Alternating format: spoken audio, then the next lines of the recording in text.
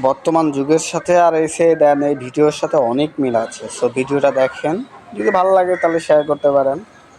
পুলিশদের ঘৃণা করবে সাধারণ মানুষ, বিবেক সম্পন্ন বুদ্ধিজীবীরাও।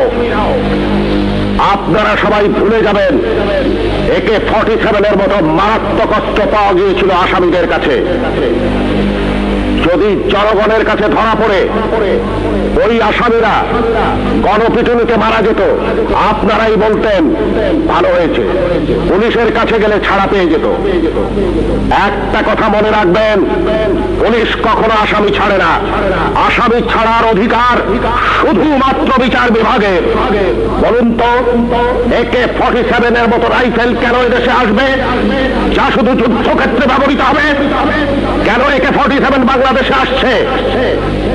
কিসের আলামত?